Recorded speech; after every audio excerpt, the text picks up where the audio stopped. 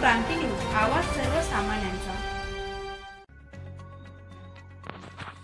शेतजमिनीवर कर्ज काढण्यासाठी शेतजमिनीच्या नोंदी फेरफार करून देण्यासाठी पंचासमक्ष लाचेची मागणी करून 10,000 रुपये लाच शासकीय कार्यालयात स्वीकारताना लाचलुचपत प्रतिबंधक विभागाचे पोलीस निरीक्षक नितीन पाटील यांनी लावलेल्या सापळ्यात वणीचे तलाठी शांताराम पोपट गांगुर्डे हे अडकले असून त्यांच्यावर भ्रष्टाचार प्रतिबंधक कायद्यान्वये वणी पोलिसात गुन्हा दाखल करण्यात आला आहे।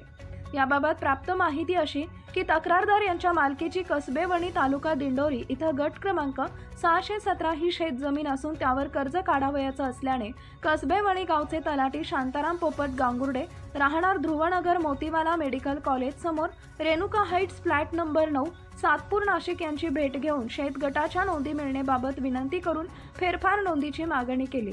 तेव्हा सदर नोंदी या दिंडोरी तहसील कार्यालयात मिळतील असं तक्रारदारास सांगितले। त्याप्रमाणे तक्रारदार दिंडोरी तहसील कार्यालयात या कामासाठी गेले असता आवश्यक नोंदी मिळाल्या, मात्र सध्याच्या 3 नोंदी वणी येथील तलाठी यांच्याकडे मिळतील असं सांगितले।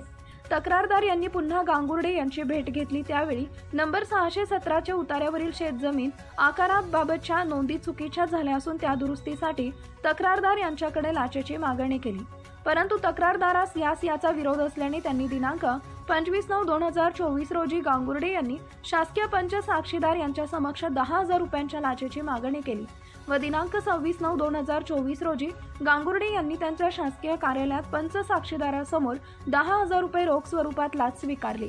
लाच स्वीकारताना पोलीस निरीक्षक नितीन पाटील व सहकारी पथक यांनी गांगुर्डे यांना रंगेहात पकडले। त्यांच्या विरोधात वणी पोलीस ठाणे इथं भ्रष्टाचार प्रतिबंध अधिनियम कायद्यान्वये गुन्हा दाखल करण्यात आला आहे।